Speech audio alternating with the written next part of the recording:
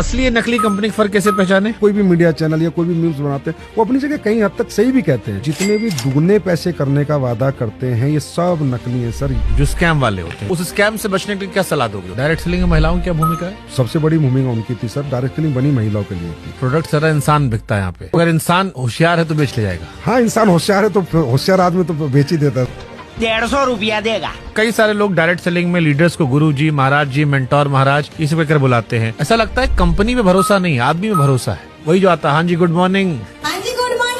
हरमनप्रीत कौर ने जीतने के बाद सबसे पहले जाके अमूल मजूमदार के पैर पकड़े कि थैंक यू कोच कि आज हम ये जीत गए। तो भावुकता यहाँ भी है ना सर। कैसे भरोसा करें कि आपका सामान सही है? सोशल मीडिया पे प्रोडक्ट के रिजल्ट्स भी वायरल है सर। अगर आप लोगों ने कैंसर का इलाज ढूंढ लिया? नहीं, हमने नहीं ढूंढा, कंज्यूमर कह रहा है कि ये प्रोडक्ट लेके मैं ठीक हूँ। अरे भी तो वैसा हो कि बाबा लोग पेट में हाथ डाल के पत्थरी निकाल देते हैं, पत्थर निकाल देते हैं, वो भी यूट्यूब पे भरा पड़ा है। हमारे एक बाबा किए थे हरिद्वार वाले, सुप्रीम कोर्ट में डांट खाए थे। ये जो आपकी इंडस्ट्री है, इसमें कितनी %, हवाबाजी है, कितनी % सच्चाई? एक चेक ला दे किसी का झूठा कि भाई इसने ये बोला इसके पास ये गाड़ी नहीं है, आप ही चलाइएगा चैनल पे, मैं बोलता हूँ। गरीब आदमी इन्वॉल्व है, इसलिए लोगों को मजाक उड़ाने का मौका ज्यादा मिल जाता है। बस sir, thank you so much Shubhankar sir, आपने ये बात बोल के ना दिल खुश कर दिया। हमारे यहाँ ना सर वो इस लेवल पे सफल होता है कि बहुत से लोग हजम नहीं करते।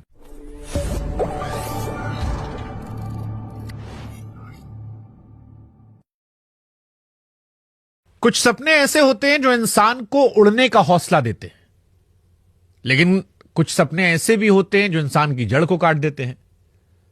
सोशल मीडिया पर बीते कुछ महीनों में आपने कई ऐसे वीडियोस देखे होंगे जहां पर कोई आदमी सूट बूट पहनकर आता है, वो बातें करता है जिससे आपके खून में उबाल आता है, आपको सपने दिखाता है, ये बताता है कि मेरे पास सैकड़ों करोड़ रुपए हैं, गाड़ियां हैं, बंगले हैं। लेकिन क्या वो वाकई में सच है? एक ऐसी इंडस्ट्री जिसमें जुड़े तो करोड़ों लोग हैं, लेकिन वो इंडस्ट्री मीम मटेरियल बन गई है। हमने भी कई सारे वीडियोस किए और कई सारे सवाल खड़े किए, तमाम टीवी चैनल्स ने खड़े किए। लेकिन फिर दूसरे पक्ष से एक राय आई कि हर सिक्के के दो पहलू होते हैं। एक पहलू जो प्रत्यक्ष तौर पर हमने भी दिखाया, सारी दुनिया दिखा रही है। एक पहलू जो वो कहना चाहते हैं, और इसीलिए आज हमें लगा कि दूसरे सिक्के को भी लाते हैं उन कठिन सवालों के साथ जो हमारे मन में थे, जो हमने उठाए थे। और इसीलिए आज हमारे साथ हैं संजीव कुमार जी, डायरेक्ट सेलिंग के दिग्गज हैं, AWPL जैसी तेज बढ़ती कंपनी के MD CEO हैं। और आज इनसे डायरेक्ट सेलिंग से लेकर MLM और हर वो सवाल हम पूछने वाले हैं जो हमने आपने देखे हैं, सुने हैं, हमारे मन में है और हमने उठाए हैं। बहुत बहुत स्वागत सर आपका। बहुत बहुत धन्यवाद शुभंकर सर आपका कि आपने मुझे ये मौका दिया। देखिए, ये मौका कठिन सवालों को लेकर है, और ये सवाल इसलिए हैं क्योंकि डायरेक्ट सेलिंग हो या MLM हो, पिरामिड इंडस्ट्री हो, चेन इंडस्ट्री हो, इन इंडस्ट्री को लेकर हमारे आम लोगों में एक धारणा बन गई है कि ये गरीबों को लूटने वाली इंडस्ट्री है। ये वो इंडस्ट्री है जहां पर लोग सूट बूट पहनकर आते हैं, बड़ी बड़ी बातें करते हैं, हवाबाजी करते हैं और सपने दिखाकर उनकी जड़ें खोद देते हैं, जिससे वो निकल नहीं पाते। तो शुभंकर सर, जैसे कि आप कह रहे हैं कि ये गरीबों को सपने दिखाने वाली इंडस्ट्री है, मैं बिल्कुल सही कहता हूं कि हाँ, हम सपने दिखाते हैं। लेकिन जैसा कि आपने कहा कि लूटने वाली इंडस्ट्री है, तो लूट को हम कैसे समझे? लूट का मतलब होता है जब कोई किसी व्यक्ति से कोई पैसा लेके उसका लॉस कर दे, उसको हम लूट कहेंगे। हमारी इकलौती ऐसी इंडस्ट्री है जहां लूट के नाम पे हम सर सपने दिखाने के नाम पे 54 और 50 पैसे तक नहीं लेते हैं, क्योंकि हम जो भी उसे देते हैं, जो भी ethical product based direct selling company है, वो किसी के पास भी जाती है तो उसको एक उत्पाद देती है, प्रोडक्ट देती है और प्रोडक्ट का प्राइस समझाती है, प्रोडक्ट समझाती है।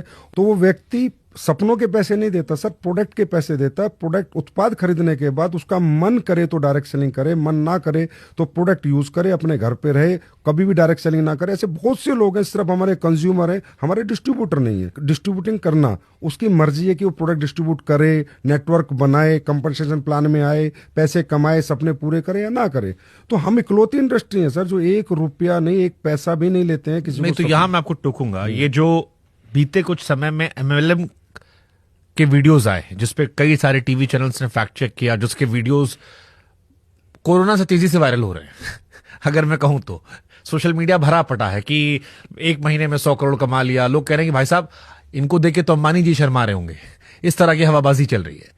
इनमें और डायरेक्ट सेलिंग में क्या अंतर है? ये जो वीडियो था सर, जिस व्यक्ति का था, जो भी उसने बोला, मैं कह सकता हूँ वो सफल व्यक्ति है डायरेक्ट सेलिंग का, लेकिन एक्सप्रेस करने का ढंग उसका सही नहीं था। लेकिन अगर मैं कहूँ 100 करोड़ का उसने टर्नओवर बताया था, जिसके उसने बाद में एक बड़े चैनल पे जाके प्रूफ भी दिए कि मैं 100 करोड़ का टर्नओवर करता हूँ, उस टर्नओवर में मेरा गवर्नमेंट को इतना जीएसटी जाता है, या मैंने ये कार खरीदी है, या मैंने ये मेरी लाइफ स्टाइल है, ये जिंदगी जीता हूँ। पर हम उसे कह सकते हैं वो एक सफल व्यक्ति है, तथ्यों के साथ सफल है, उसके पास सारे तथ्य, और हमने भी उसकी जांच पड़ताल कराई है। लेकिन उसका जो एक्सप्रेस करने का तरीका था वो थोड़ा अलग था। मैं कह सकता हूँ कि हर व्यक्ति का अपना अपना सफलता, हर व्यक्ति कैसे एक्सप्रेस करता है ये उसके ऊपर होता है। सफल व्यक्ति अपनी सफलता को कभी कभी बहुत एक्साइटेड हो जाता है, बहुत मोटिवेट हो जाता है। और हमारे यहाँ लोग सर, तकरीबन लोग जो सफल होते हैं और जब उन्हें सफलता मिल जाती है तो रियली वो इतने मोटिवेट हो जाते हैं कि उस मोटिवेशन में कुछ वो भी कह जाते हैं जो उन्हें नहीं कहना चाहिए था। नहीं तो जैसे यही, मैं रवि शर्मा का नाम ले लेता हूं, आप नहीं ले रहे हैं, मैं नाम ले लेता हूं, क्योंकि रवि शर्मा या बाकी लोगों पर यह आरोप लगता है कि ये जो हवाबाजी होती है, इसी हवाबाजी में गरीब आदमी फंस जाता है। ये जो कहा गया कि 100 करोड़ मैंने कमा लिए, देखो मेरे पास प्राइवेट जेट है, मेरे पास ये गाड़ियां हैं। सर मैं फिर कह रहा हूँ, उसने ये नहीं कहा मैंने 100 करोड़ कमा लिया। हाँ, उसने ये भी ना कहा मेरे पास प्राइवेट, बट गाड़ियां तो दिखाई, वो सारी गाड़ियां, हाँ, गाड़ियां दिखाई, चार्टर दिखाया। नहीं, चार्टर नहीं दिखाया, 2-3 गाड़ियां हैं उसके पास, ये सही है, वो गाड़ियां हैं। लेकिन जो मैसेज गया, मैं जो गरीब आदमी की बात कर रहा हूं, जो मैसेजिंग गया वो ये गया कि इतना सब कुछ हो सकता है। और जो मैंने कहा ना, गरीब को सपने दिखाकर बेवकूफ बनाने वाला, वो इसीलिए आता है क्योंकि गरीब आदमी को लगता है यार मैं भी ऐसा बन जाऊंगा। सर हम सपने दिखाते हैं, मैंने कहा सपने दिखाने की एवज में हम गरीब आदमी से कुछ 1 रुपया भी नहीं लेते, और हमारे यहाँ सपने लोग पूरे भी करते हैं। रवि शर्मा भी उन्हीं में से जिसने सपने पूरे किए। रवि शर्मा के पिताजी ने डायरेक्ट सेलिंग ज्वाइन की थी।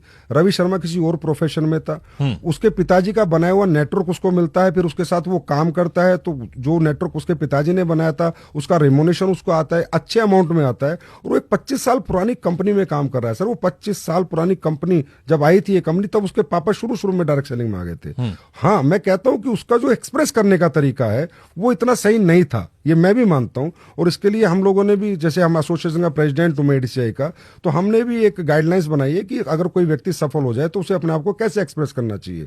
वो कलात्मक था थोड़ा, फिल्में भी बनती हैं सर, सारी स्टोरी रियल नहीं होती, चाहे संभाजी महाराज पे बनी हो, उसमें भी कुछ दृश्य डाल दिए जाते हैं। तो कुछ ऐसे दृश्य उसके साथ हो चुके हैं जो उसने बताया, उसका तरीका ऐसा था कि लोगों को लगा, लेकिन उसने ऐसा कोई बात नहीं कही जो अनऑथेंटिक थी। ठीक है, हम अगर इसको सीरियस पे लाते हैं, मीम मटेरियल से आगे बढ़ते हैं। डायरेक्ट सेलिंग को आप कह रहे हो कि आर्थिक सशक्तिकरण का जरिया है, लेकिन हम जो पढ़ रहे थे तो एफटीसी के आंकड़े कह रहे थे कि इसमें 90% लोग ऐसे होते हैं जो नुकसान में होते हैं। बड़े लिमिटेड लोग हैं, जो ऊपर वाला आदमी है वो तो पैसा कमा रहा है, जिसमें आप एग्जाम्पल दे रहे हो, बट जो नीचे आता जा रहा है वो केवल सपनों में जी रहा है और उसके सपने टूट जा रहे हैं। ये बिल्कुल 100% सर गलत बात है। मुझे नहीं पता ये आंकड़े कहां से निकालते हैं, इनको कौन निकालता है। सर नुकसान का मतलब होता है लॉस ऑफ माई मनी। नुकसान हो ही नहीं सकता, अगर मेरा पैसा का लॉस नहीं है तो मेरा नुकसान कैसा है। मैंने कहा यहाँ पर हम किसी को भी अपॉर्चुनिटी देते हैं कि सबसे पहले आप उत्पाद खरीदिए और इसका ये एमआरपी है, ये डीपी है, उसको पहले दिखाते हैं कि इसका ये प्राइस है। ऐसे भी नहीं कि उससे प्राइस छुपाते हैं या प्रोडक्ट छुपाते हैं। व्यक्ति खरीदता है, किसी का इंटरेस्ट होता है, वो काम करता है। काम करने में सर यहाँ बहुत मेहनत लगती है, स्किल डेवलपमेंट करनी पड़ती है, पर्सनैलिटी डेवलपमेंट करनी पड़ती है, कम्युनिकेशन स्किल डेवलप करनी पड़ती है, ट्रेनिंगें लेनी पड़ती है, दिन रात भागना पड़ता है। बहुत ज्यादा मेहनत का काम है सर डायरेक्ट सेलिंग, तभी लोग यहाँ कैरियर बना पाते हैं, बहुत ज्यादा मेहनत का। तो जो लोग नहीं बना पाते, वो जो उस लेवल की ट्रेनिंग नहीं लेते हैं, उतनी मेहनत नहीं कर पाते हैं, तो वो उत्पाद खरीद के रह जाते हैं, लेकिन लॉस तो उनका नहीं हुआ सर। लॉस तो जब है जब किसी के मनी लॉस हो, किसी के पैसे का लॉस हो, तो मैं मानता हूं कि हाँ इंडस्ट्री ने लॉस दिया। सर मैंने, आपने मुझे जो 1 रुपया भी दिया उसका भी मैंने आपको प्रोडक्ट दिया है, और यहां पर अगर आपने नेटवर्क बनाया और आपको पहली इनकम आई, वो आपका प्रॉफिट है। ये दुनिया की इकलौती इंडस्ट्री है सर जो फ्रॉम द फर्स्ट डे आपको प्रॉफिट देती है। नहीं, बट जैसे इसको लेकर एक परसेप्शन है कि ये पिरामिड लेवल पे काम करती है कि आप नीचे 5 आदमी जोड़िए, उसके नीचे 5 जोड़ेंगे, ऊपर वाला जो बैठा है उसको पूरे नीचे कमीशन मिलेगा। ट्रेनिंग के नाम पर आपने कुछ इनिशियल पैसा ले लिया, उसके बाद जो सामान दिया वो मार्केट रेट से ज्यादा महंगा था, तो जो नीचे वाला आदमी है, मान लीजिए ऊपर वाला आदमी तो मजे में है, बट जो 10 चेन नीचे आया उसका कैसे मुनाफा हो? सर आपने मुझसे 3 क्वेश्चन पूछ लिए इसमें। शुभंकर सर, सबसे पहले तो हमारी इंडस्ट्री की गाइडलाइंस 2021 में भारत सरकार द्वारा रिलीज की गई हैं, और उसमें एक ही चीज है कि फ्री ज्वाइनिंग। हम किसी को 1 रुपया नहीं लेते, ना ट्रेनिंग के नाम का, ना किसी मटेरियल के नाम का। हम प्रोडक्ट देंगे तो ही पैसा लेंगे, और प्रोडक्ट का ही पैसा लेंगे। दूसरी बात सर, पिरामिड का जो परसेप्शन है ये आज तक कोई समझ नहीं पाया what is the pyramid. Sir pyramid होता है कि जैसे किसी के नेटवर्क में 2 लोग, 2 के 4, 4 के 8, 8 के 16, 16 के 32, 32 के 64, 64 के 128, और सबको अगर हम भरते हैं, सारों को 128 को भरते हैं, 264 को भरते हैं, जो सबको भर भर के जब इस तरीके से नेटवर्क बनता है तो लास्ट वाले आदमी को पैसा नहीं मिलता। बिल्कुल ठीक कह रहे हैं, लेकिन वो पिरामिड डायरेक्ट सेलिंग के प्रोडक्ट बेस्ड कंपनियों में होता ही नहीं है। डायरेक्ट सेलिंग की जो प्रोडक्ट बेस्ड ऑथेंटिक कंपनियां हैं उनका मॉडल पिरामिड का होता नहीं हुआ। तो जो काम करेगा उसको पैसा आएगा, जो काम नहीं करेगा उसको पैसा नहीं आएगा। जो सर एक बर्ड्स एक्ट है, बैनिंग ऑफ अनडिपोजिटरी रेगुलेटरी स्कीम, वो इसलिए बर्ड्स एक्ट आया। ये जो पैसे का रोटेशन होता है, मनी रोटेशन, ये इस पिरामिड मॉडल को यूज करते हैं। डायरेक्ट सेलिंग कंपनी का तो पिरामिड मॉडल होता नहीं, मतलब कैलकुलेटिव मैथमेटिकली प्लान होता है sir, mathematically calculative percentage based plan, कि आपका इतना टर्नओवर आएगा तो आपको इतना पैसा मिलेगा, इतना आएगा तो इतना मिलेगा, और नहीं आएगा तो आपको नहीं मिलेगा। पिरामिड तो तकरीबन के 100% मनी रोटेशन कंपनी यूज करती है। तो उसमें क्या होता है, जो लोग शुरू में 1-2 साल पैसा देते हैं, तो जो मनी रोटेशन कंपनी उसकी इनकमिंग बहुत अच्छी होती है। पहले इनकमिंग होती है, 2 साल बाद ज्यादा लोग पैसा देने लगते हैं कि अरे हमें सबको डबल हो गया, ट्रिपल हो गया। तो फिर सर इनकमिंग कम हो जाती है और आउटगोइंग ज्यादा हो जाती है और कंपनियां भाग जाती है, तो नीचे वालों को पैसा नहीं मिलता। हमारे यहाँ तो मॉडल यूज नहीं होता सर, नीचे और ऊपर वाला। हमारे यहाँ तो मॉडल यूज होता, आपका टर्नओवर होगा तो आपको पैसा मिलेगा, नहीं तो नहीं मिलेगा। मैं एक एग्जांपल से बताता हूँ। हमारे यहाँ कहते हैं कि लोगों को जोड़ने का बिजनेस है, पिरामिड मॉडल है। नहीं सर, मेरे यहाँ डॉक्टर काम करते हैं, वो डॉक्टर मेरे यहां से 10 लाख के प्रोडक्ट खरीदता है, हर महीने बेच देता है। और जो मेरा स्ट्रक्चर ऑफ बिजनेस मॉडल मैंने उसको दिया है कि इतने पीवी तुझे यहां डालने, इतने यहां डालने, इतने यहां डालने, तुझे इतना पैसा मिलेगा। सर वो बिना एक आदमी को जोड़े उतने ही पैसे कमाता है, सिर्फ प्रोडक्ट बेच के उनके पीवी को प्लेस कर करके स्ट्रक्चर में। अब आप ये बताइए पिरामिड मॉडल कैसे हो गया? ये जो MLM या रवि शर्मा पर जो आरोप लगे, ये आरोप तो इन्हीं चीजों को लेकर थे। अब सर वो तो मैं कहता हूं तो मीडिया की जिम्मेदारी है कि गलत को गलत कहे, सही को सही कहे। मैं तो सारी मीडिया से रिक्वेस्ट करता हूं कि आप गलत और सही का डिफरेंशिएट करें, इसी के लिए मीडिया होता है। हमारी जिम्मेदारी है कि गलत और सही के बीच का क्या अंतर है। आज आपने मुझे बुलाया, मुझे इतना अच्छा लगा, कम से कम आप मेरे से बात तो कर रहे हैं।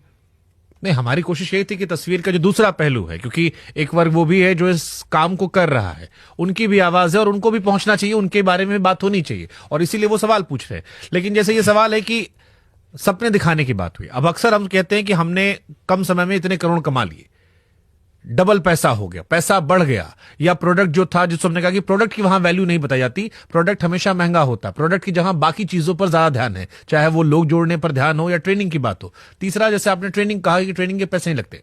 अब मान लीजिए गरीब आदमी आपके पास आता है जिसको हिंदी बोलना भी ढंग से नहीं आता, उसको उस ट्रेनिंग में लाने के लिए जो आपने कहा कि बड़ी मेहनत करनी पड़ती है, क्या फ्री में सब सिखा रहे हो? सर ट्रेनिंग में अगर वो आता है तो एक मॉडल, जैसे ट्रेनिंग सेमिनार होता है तो ट्रेनिंग में हम उसको बुलाते हैं। हाँ। तो ट्रेनिंग एक सिस्टम के माध्यम से होती है, कंपनी के माध्यम से ट्रेनिंग होती है सर। ऐसा नहीं कि वो पैसे दे के आता है, और रियली उसको हम ग्रूम करते हैं। हमने सर 3 साल 5 साल लगते हैं एक आदमी को ग्रूम करने में, उसका पर्सनैलिटी डेवलपमेंट, उसका उसमें तो पैसे लेते होंगे ना, ग्रूमिंग के तो पैसे आते होंगे। ग्रूमिंग का तो सर अपने होटल में रहता है, अपने होटल में खाता है, उसके पैसे देता है, रूम में रहता है। ट्रेनिंग का कोई पैसा नहीं लिया जाता सर। वो आएगा जाएगा, उसका पैसा लगेगा। अब वो तो कान इधर से पकड़ो, इधर से पकड़ो। नहीं सर, कान भाई ट्रेनिंग का पैसा तब एक स्पेशल ट्रेनिंग का कोई डाला हो। एक होटल में अगर वो वैसे भी घूमने जाता किसी होटल के अंदर, तो उसको 5,000 देने थे होटल में 3 दिन रहने के, तो वही 5,000 रुपए देता है। उसमें ट्रेनिंग और एक्स्ट्रा मिलती है ना सर। तो वो तो अच्छी बात है कि वो आया, वहां पर रहा, और उसका खुद का इंटरेस्ट है। वहां भी सर कोई कंपल्शन नहीं है किसी चीज का यहाँ पर कि आपको काम करना ही है, आपको ट्रेनिंग लेनी ही है, आपको नेटवर्क बनाना ही है। यही सवाल गरीबों को लेकर आता है, जो सवाल उठाए जा रहे लोग। मीडिया का भी इंटेंशन किसी को बदनाम करना नहीं है, उनका इंटेंशन ये है कि जब एक गरीब आदमी जो बेरोजगार बैठा है, जो नया लड़का है बेरोजगार, उसमें काम नहीं है, जब वो देख रहा है कि एक आदमी कह रहा है करोड़ों रुपए कमा लिए, या मेरा पैसा डबल हो जा रहा है, या मैं जुड़ूंगा तो मैं अमीर बन जाऊंगा, करोड़पति बन जाऊंगा, तो उसकी जो भी जमा पूंजी है, जो उसके बाप दादा ने रखी है, उसको वो बेचकर जाता है इन ट्रेनिंग करने में या इन सिस्टम का हिस्सा बनने के लिए। क्या आप ये बता सकते हो मुझे कि कितने % लोग इसमें सक्सेसफुल होते हैं? मैं सर आपसे सबसे पहले, आपने कहा कि वो देखता है, हर व्यक्ति मुझे बताइए अपनी सफलता को प्रमोट कौन नहीं करता? ऐसा कौन व्यक्ति है? आज इतने बड़े बड़े कोचिंग इंस्टीट्यूट है, उसके अंदर लाखों रुपए करोड़ों रुपए लोग देते हैं कि मैं IAS बनूंगा, मैं IITian बनूंगा, मैं IIT JEE करूंगा, और वहां 5 बच्चे निकलते हैं। उन 5 बच्चों को वो कितना प्रमोट करते हैं कि देखो हमारे यहाँ पढ़ के 5 बच्चे निकले, तभी उन्हें नया बिजनेस मिलता है। मुद्दे की बात यह कि वहां पर उस सपने को पूरा करने के लिए कोचिंग इंस्टीट्यूट में उसका पैसा लगा था, पर इस डायरेक्ट सेलिंग इंडस्ट्री में उसने सपना हमने दिखाया नहीं है सर। उसके सपने जिंदा रखते हैं हम कि तुम हारो मत, तुम डरो मत। अगर तुम पढ़े लिखे नहीं हो तो भी अपॉर्चुनिटी है, तुम्हारे पास पैसा नहीं है तो भी अपॉर्चुनिटी है, तुम्हारे पास टैलेंट नहीं है, एजुकेशन बात नहीं करने की टैलेंट है, कम्युनिकेशन की टैलेंट नहीं है, सेल्स का टैलेंट नहीं है, तो भी हम आपको अपॉर्चुनिटी देते हैं। हम सपने जिंदा रखते हैं सर, सपने दिखाते नहीं कि तुम हताश मत हो। हमारे सर 40 साल की वुमेन, 50 साल के जेंट्स, ओवर 60 ईयर्स के लोग काम करते हैं, मतलब उनके सपने भी हमारी इंडस्ट्री नहीं तोड़ती, उनके सपने भी हमारी इंडस्ट्री जिंदा रखती है। इसका पैसा 1 रुपया नहीं लेती। हाँ, मैं कहता हूं कि एक व्यक्ति जो भी सफल होगा जिस भी इंडस्ट्री में, अपने आप को प्रमोट तो करेगी सर। ठीक बात है, ये कोचिंग इंस्टीट्यूट वाला एग्जांपल आपका ठीक है कि 4 बच्चे पास होते हैं, 1000 बच्चे आते हैं, उनमें से 4 कोई प्रचार करके अगले साल वो एडमिशन लेते हैं। लेकिन फिर आपने क्या कभी आप लोगों ने एनालाइज किया कि फिर आपकी इंडस्ट्री मीम मटेरियल क्यों बन गई? क्योंकि आज आपकी इंडस्ट्री पर जितने मीम बनते हैं, मुझे नहीं लगता कि इस देश में कोई और इंडस्ट्री है, कोई और ऐसा बिजनेस धंधा है जिसका इतना मजाक उड़ाता है। और आपकी इंडस्ट्री के लगभग हर व्यक्ति का जो सफल है या जिसकी वीडियोज आते हैं वो मजाक के दृष्टिकोण से ही वायरल होते हैं। सर आप ये बताइए, आज इन्फ्लुएंसर्स जो हैं वो मजाक किसका नहीं उड़ाते? आनंद अंबानी की शादी का भी लोगों ने मजाक उड़ाया, उसके भी खूब मीम बनाए। और आपको बताता हूँ, आप ही की दुनिया के एक बहुत बड़े इन्फ्लुएंसर जो अपना पॉडकास्ट चैनल चलाते हैं, एक मजाक शो में जाते हैं और वो माँ बाप के संबंध का भी मजाक उड़ा देते हैं। तो मजाक उड़ाना सर हमारी इंडस्ट्री का नहीं, क्योंकि हमारी इंडस्ट्री में लोग इतने दिखते हैं, हम लोग सोशल मीडिया पे इतने होते हैं, लोग रोज अचीवमेंट करते हैं, कोई गाड़ी खरीदता है, कोई पैसे कमाता है, कोई घर बनाता है तो वो वीडियो डालता है। अब ये बेरोजगार लोग जो इन्फ्लुएंसर है, हमारा मजाक बना के इनको पैसा मिल जाता है, तो हम कहते हैं मजाक बनाते रहेंगे, हम जिंदगी बनाते रहेंगे सर, ये बनाते रहे आगे भी मजाक, हम जिंदगी बनाएंगे मजाक बनाए। ठीक है, ये आपने अपनी इंडस्ट्री के लोगों को मोटिवेट करने के लिए अच्छी लाइन बोली। बट फिर मैं एक कॉमन आदमी का सवाल पूछता हूं, एक आम इंसान जो आपको देख रहा है, गरीब आदमी जो आपकी इंडस्ट्री से नहीं जुड़ा है, उससे मैं ईमानदारी से आपसे पूछना चाह रहा हूं कि ये जो आपकी इंडस्ट्री है इसमें कितनी % हवाबाजी है, कितनी % सच्चाई है? हमारी इंडस्ट्री में सर हवाबाजी, मैं कहता हूं जो व्यक्ति अचीवमेंट लेता है सर, वो एक, मैं कई बार मिडिल क्लास बच्चा आता है, अपर मिडिल क्लास बच्चा आता है, या कोई कम पढ़ा लिखा भी आता है, और वो भी एक अच्छा नेटवर्क बनाने में मेहनत करता है, दिन रात भागता है सर। यहाँ 1-1 महीना लोग घर से बाहर रहते हैं, मेहनत करते हैं और उनका नेटवर्क बन जाता है। तो सर उन्होंने कोई ट्रेनिंग स्किल्स तो उनके पास थी नहीं, ना स्टेज स्किल्स थी कि how to express my emotions.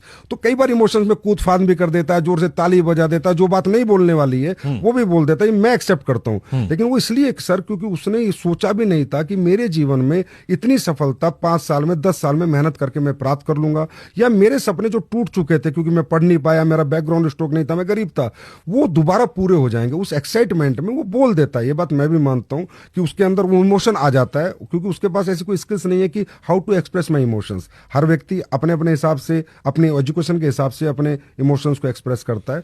लेकिन यहां पर झूठ कुछ भी नहीं है सर। यहां पर एक आप ला देना सर, एक चेक ला दे किसी का झूठा कि भाई इसने ये बोला इसके पास ये गाड़ी नहीं है, आप ही चलाइएगा चैनल में, मैं बोलता हूं कि इसने ये बोला इसके पास नहीं है, जो वो बोल रहा है उसके पास है, लेकिन उसका बोलने का तरीका थोड़ा गलत है, थोड़ा हवाबाजी कर दी क्योंकि उसने सोचा नहीं था कि मैं ये बन गया। ये बात मैं मानता हूं, इसके लिए हमने भी गाइडलाइंस बनाई है। अब हम हर कंपनी को ठीक है, हमारे भी बहुत सारे इन्फ्लुएंसर्स हैं जो किराया गाड़ी लेके हवाबाजी कर लेते हैं माहौल दिखाने के लिए, ऐसे लोग हमने देखे हैं, जाने हैं।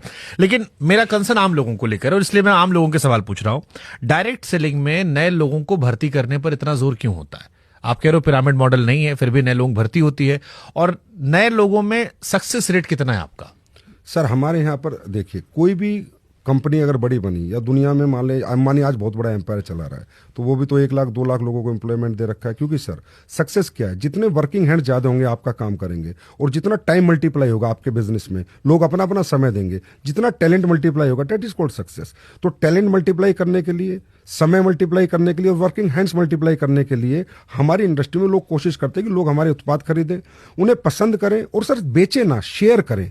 अगर उत्पाद अच्छा लगे तो उसको शेयर करें। हमारी इंडस्ट्री को सेलिंग स्किल्स नहीं, सेलिंग इंडस्ट्री नहीं कहा जाता, शेयरिंग इंडस्ट्री कहा जाता है।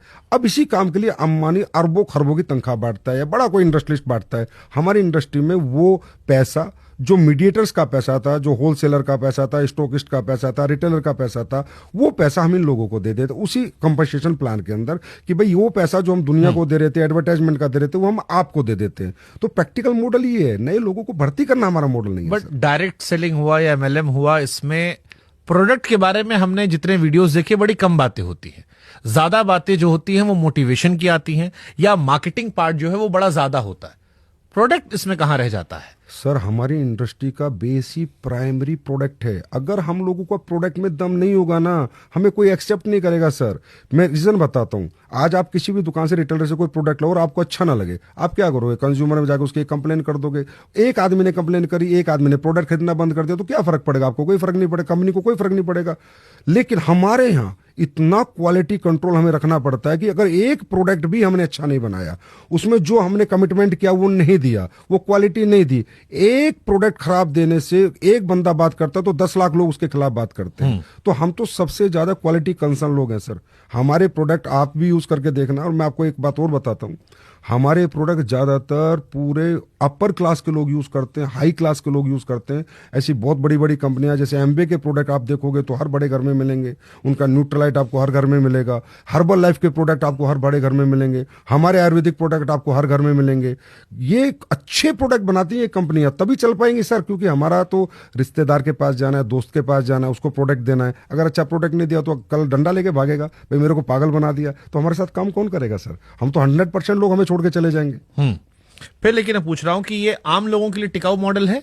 100% सर टिकाऊ मॉडल है। आज इसके अंदर एजुकेटेड लोग आ रहे हैं सर, पढ़े लिखे बच्चे, बीटेक एमटेक करे हुए बच्चे, जो 25-30 हजार वो तो इसलिए आ रहे हो कि बीटेक एमटेक वाले सब बेरोजगार घूम रहे हैं इस देश में, उनको नौकरी नहीं मिलती कहीं तो ये पे। अच्छी बात है ना सर, हम रोजगार दे रहे हैं। आप ये बात तो आज आप भी मान गए ना, वो बेरोजगार घूम रहे हैं और हम रोजगार दे रहे हैं। ये तो मैं कह रहा हूँ, ये इंडस्ट्री भारत के अब अंदर। आप इंस्टेंट ऑफर दिखा रहे हैं कि एक इंस्टेंट सपना क्या पाइए, यहाँ हमारे साथ काम कीजिए, देखिए फलाना आदमी करोड़पति बन गया, तब आप भी बन जाएंगे। नहीं देखो सर, एक व्यक्ति को एक व्यक्ति से रिलेट करना पड़ता है। आज शाहरुख खान को देख के पूरी बहुत लोगों ने मेहनत करी, और शाहरुख खान तो नहीं बन पाए, पर उस कहीं ना कहीं आसपास पहुंचे, और सब नहीं बन पाए पर कुछ तो बने। दुनिया में आइडल तो सर किसी ना किसी को बनाना पड़ता है कि इस मॉडल में काम करके ये व्यक्ति बड़ा बना।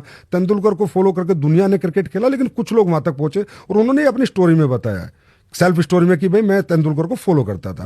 हम भी वो मॉडल दिखाते हैं कि देखो ये आदमी बड़ा बना, ये भी आपके जैसे परिवार से था, ऐसी गरीब परिवार से था, पढ़ा लिखा भी नहीं था, लेकिन आज देखो ये इतने लाख रुपए महीना कमाता है, इसने ये गाड़ी मेंटेन कर रहा है। तो वो हम दिखाते हैं, उसी से तो आदमी रिलेट करता है यार, कि जब ये कर सकता है तो मैं भी कर सकता हूँ। पर हम झूठा सपना नहीं दिखाते और सपनों के एवज में 1 रुपया किसी से नहीं लेते। तो जो आपका प्रोडक्ट होता है ये मार्केट के प्रोडक्ट से ज्यादा महंगा होता है?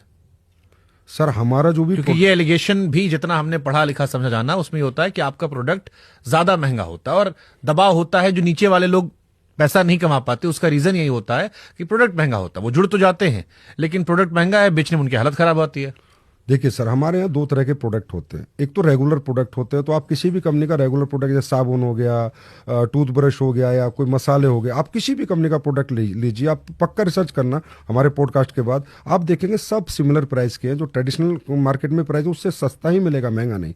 कुछ प्रोडक्ट होते हैं सर R&D बेस्ड प्रोडक्ट होते हैं, रिसर्च ओरिएंटेड प्रोडक्ट होते हैं, जो इन्फॉर्मेटिव प्रोडक्ट होते हैं, जो डेमो बेस्ड प्रोडक्ट होते हैं, जिनको सिर्फ आप बात करके नहीं बेच सकते। क्योंकि सर एक चीज अगर बाजार में 200 की मिल रही है और एक डायरेक्ट सेलर जाके उसे 600 की बेच रहा है, तो वो जब भी बेच सकता है जब उसकी इन्फॉर्मेशन उसके पास होगी, इसमें क्या डला है, क्या पेटेंट इंग्रेडिएंट डला है। आज जैसे कुरकुमिन है सर, आप बाजार के कोई रिटेलर आपको कुरकुमिन नहीं समझा सकता, KSM 66 नहीं समझा सकता कि अश्वगंधा का KSM 66 क्या पेटेंट है, ये क्या काम करता है। तो रिसर्च ओरिएंटेड प्रोडक्ट जो होते हैं, हम उनके प्राइस होते हैं, लेकिन सर प्राइस छुपा के थोड़ी देते हैं हम। प्राइस तो ओपन देते हैं, इतने का तुझे खरीदना है खरीद, नहीं तो मत खरीद। प्राइस हम छुपाते थोड़ी है कि पहले खरीद ले बाद में पैसे लेते हैं। बट जैसे जो नीचे वाला आदमी, यही जो फेलर का आरोप लगता है, उसी बात को लेकर लगता है कि जो नीचे वाला आदमी है, जो जुड़ गया, वो बेच ही नहीं पा रहा फिर सर, इसलिए वो फेल हो गया। नीचे ऊपर पे जोर ना दे, यहाँ नीचे ऊपर का बिजनेस ही नहीं है। मैं फिर कह रहा हूँ आपको, जो मैं नए आदमी की बात कर रहा हूँ, जो नया आदमी आया, जिसको आपने कहा कि ये धंधा, ये सामान बेचाओ, अब वो नहीं बेच पा रहा क्योंकि उसे लग रहा है ये महंगा हो गया है, और उसे समस्याएं आ रही हैं बेचने में। उसे उसलिए आती है सर, क्योंकि अगर वो प्रोडक्ट की नॉलेज नहीं लेगा कि ये क्यों महंगा है, भाई अगर ये पेस्ट है तो महंगा क्यों है, ये प्रोडक्ट है, ये प्रोटीन है तो महंगा क्यों, आखिर इसमें क्या डला है। सर आप समझते हैं कि प्रोटीन 40% भी डलता है प्रोटीन के डिब्बे में, 80% भी डलता है। 80% प्रोटीन वाला डिब्बा महंगा होगा, 40% वाला कम होगा। अश्वगंधा का एक एक्सट्रैक्ट भी आता है और उसमें से KSM 66 निकल के आता है। तो आप नॉर्मल अश्वगंधा लेंगे वो सस्ती होगी, KSM वाली लेंगे तो महंगी होगी। हल्दी आप नॉर्मल लेंगे तो सस्ती होगी, जिसमें कुरकुमिन का परसेंटेज 2% है, और एक हल्दी है जिसमें परसेंट 18% है, तो महंगी होगी। वो उसे बताना पड़ेगा। देखिए सर, यहां पर इसलिए मैं कह रहा था आपको कि प्रोडक्ट की इंफॉर्मेशन देनी पड़ती है, प्रोडक्ट नॉलेज लेनी पड़ती है, प्रोडक्ट डेमो करने पड़ते हैं, तब एक आम कंज्यूमर समझता है हाँ यार ये चीज महंगी इसलिए है क्योंकि इसमें ये डला हुआ है। तो जो बड़ी बड़ी कंपनियां, चाहे वो आयुर्वेद की कंपनियां हो या नॉर्मल जो हम सामान खरीदते हैं, साबुन, तेल, शैम्पू, वो हमारे बाप दादा भी यूज कर रहे थे। उन कंपनियों पर हमको एक भरोसा है, हमें लगता है कि उनके टीवी पर ऐड आते हैं, सरकार जो है रेगुलेट करती है, FCCI उनको देखती है, हम उनकी जगह आप पर क्यों जाते हैं लोग फिर? सरकार ने सर हमें भी रेगुलेट किया गया है, एफएसएसआई हमको भी देखती है।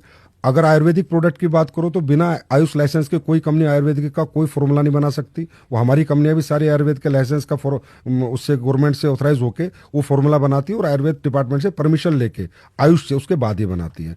अब मैं आपको बताता हूं सर कि ये जो इंडस्ट्री आई थी ना, जब आई थी 1883 की बात मैं कर रहा हूँ, 1883 की बात, तो ये स्किन प्रोडक्ट को लेके आई थी कि स्किन के बेस्ट प्रोडक्ट बनाने थे इनको और वो लोगों तक पहुंचाने थे।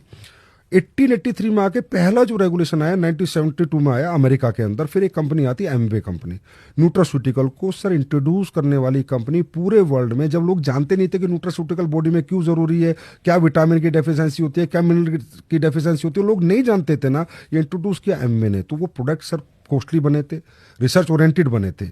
हमेशा बेस्ट प्रोडक्ट अगर आपको बेचना है तो आप ट्रेडिशनल मार्केट में सर इसलिए नहीं बेच सकते। एक छोटे से एग्जांपल से आपको बताता हूं, अगर आज कोई ए कंपनी एक एलोवेरा 100 रुपए का बेच रही है तो बी कंपनी को भी मेडिकल स्टोर पे 100 ही रुपए का एलोवेरा बनाना पड़ेगा। 300 का बनाने की कोई हिम्मत नहीं करेगा। क्यों? रिटेलर रखता ही नहीं है कि भाई वो 100 का दे रही है, मैं तेरा 300 का क्यों रखूं।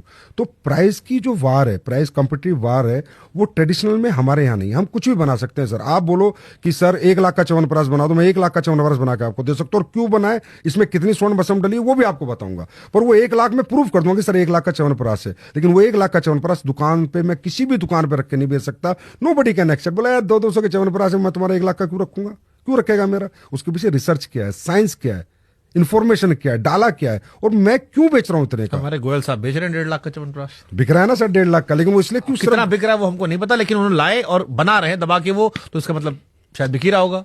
अब बिक रहा होगा नहीं बिक रहा होगा वो तो गोयल साहब जाने, लेकिन 1.5 लाख का च्यवनप्राश तो बनाया ना। हाँ, खिलाया नहीं उन्होंने, हमें लेकिन दिखाया था। वो 1.5 लाख का लेकिन वो 1.5 लाख का च्यवनप्राश आपको किसी भी रिटेल स्टोर पे नहीं बिक सकता। क्यों बेचेगा नहीं, रिटेलर ही नहीं बेचेगा, क्योंकि रिटेलर के पास 50 कंपनियों के च्यवनप्राश है, वो सब 250-300 के रेंज में है। तो 1.5 लाख का वो रखेगा नहीं सर। सबसे पहली बात तो अगर उनको भी बेचना होगा तो अपने सेल प्लेटफॉर्म से बेचेंगे। यही कहते sir direct selling.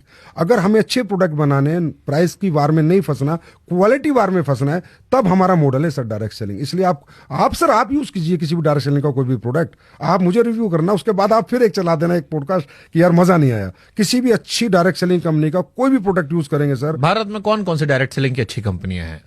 Sir Amway है, हर्बल लाइफ है, वेस्टीज है, आरसीएम है, शॉपनेट है, दारजुब है। आरसीएम रवि शर्मा वाली? हाँ, 25 साल पुरानी है सर, अच्छी कंपनी है। उसके सर उसकी तो मैं आपको बताऊं बाजार से सस्ते प्रोडक्ट है। उस कंपनी ने इतनी रिसर्च करी हुई है।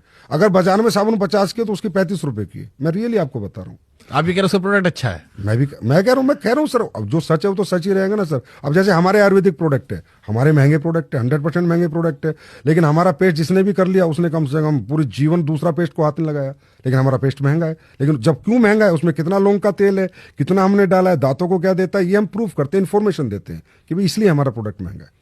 अब देखो, आपकी एक तो आप लोगों में कला होती कि आप लोग सब स्पीकर बड़े अच्छे होते हो, आदमी को कन्विंस करना आता। आप मुझको भी कोशिश कर रहे हो कि अपने कन्विंस वाले जाल में रख लो, लेकिन मैं क्योंकि हूं पत्रकार तो फिर पूछता हूं एक आम आदमी का सवाल कि अगर डायरेक्ट सेलिंग से आदमी ऐसे रईस बन जाता तो फिर 140 करोड़ की आबादी में सब यही कर लेते।